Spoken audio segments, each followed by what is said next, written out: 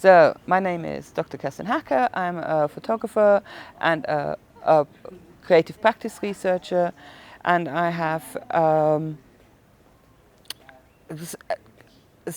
spent kind of the last decade or so, more actually, decade and a half, engaging with Zambian photography, seeing how a collaboration between my institution in the UK, Anglia Ruskin University, and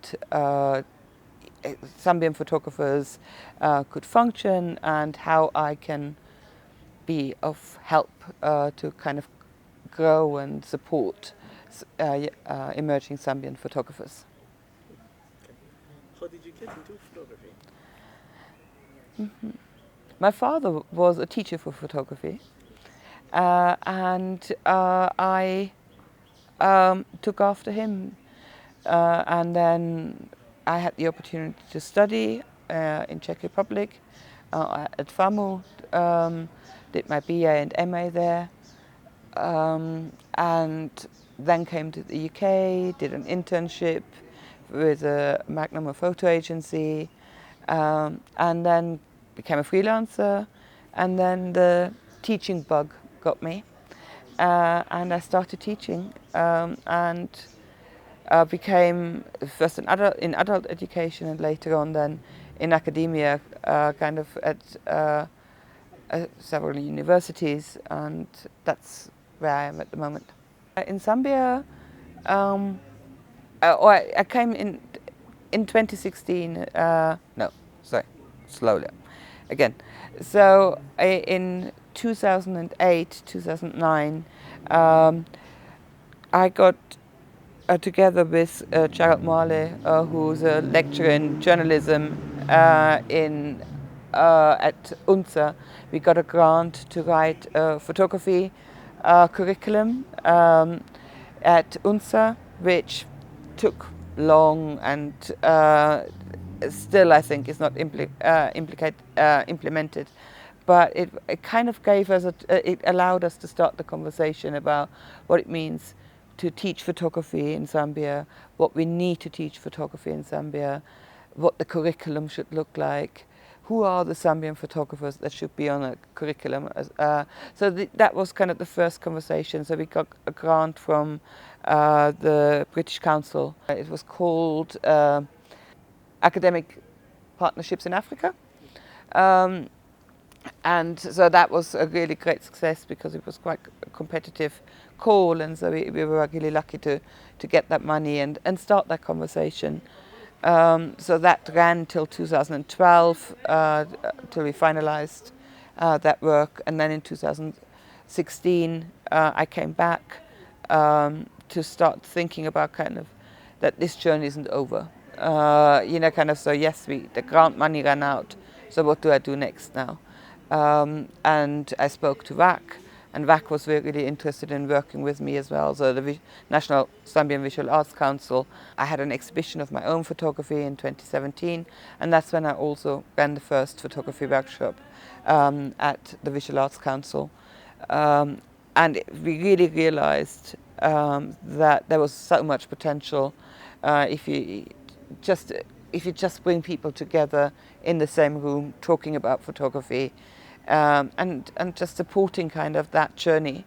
So that was and then in 2019 it was the first Stories of Kalingalinga workshop, and that was kind of amazing because we suddenly had a purpose why we were doing these workshops, what kind of we could really focus on a narrative, on a story.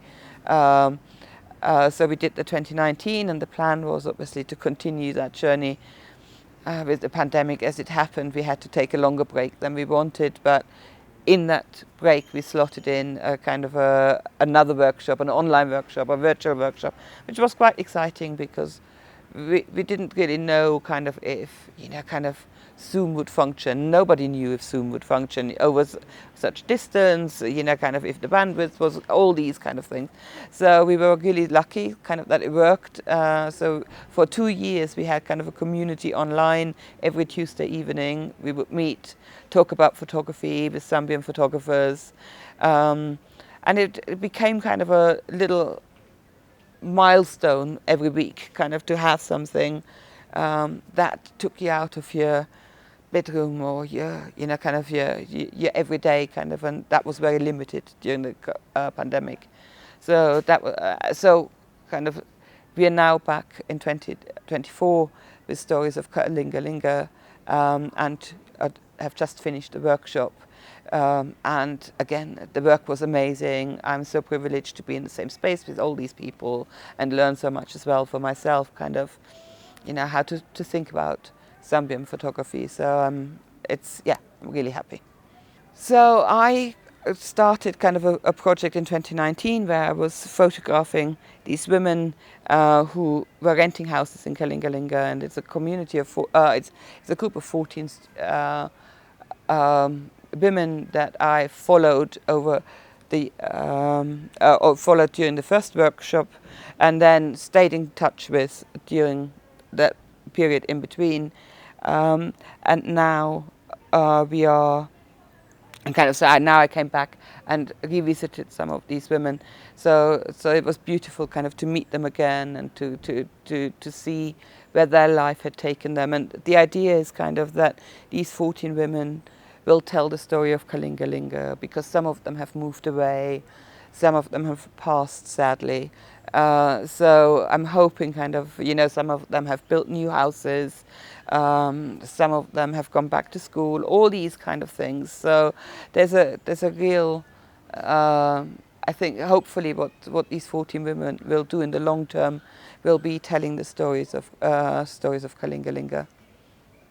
I think for me, when I first started working with Zambian photography, with Zambian photographers, people thought I was mad. In academia, kind of nobody saw what I saw. It was a very, very lonely journey. Kind of asking for funds for me to come, all these kind of things. People thought I was coming on holiday. And what I see now is kind of that there is a change, a recognition that this work is valuable. But what would be really nice would be to have more connections between people, kind of have an exchange between the photographers in the UK and the photographers in Zambia. I think we could learn so much from each other.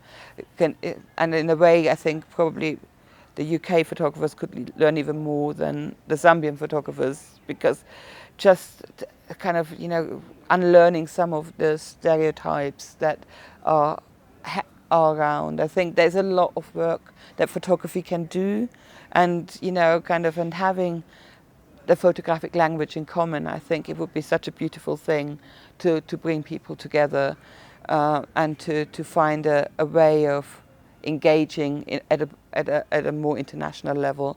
So my next, what I would love to have is funding for more exchange between Zambian photographers and international photographers. I think it would do everybody a world of good. Last but not the least, what do you think of Patrick? He's lovely. I like him so much.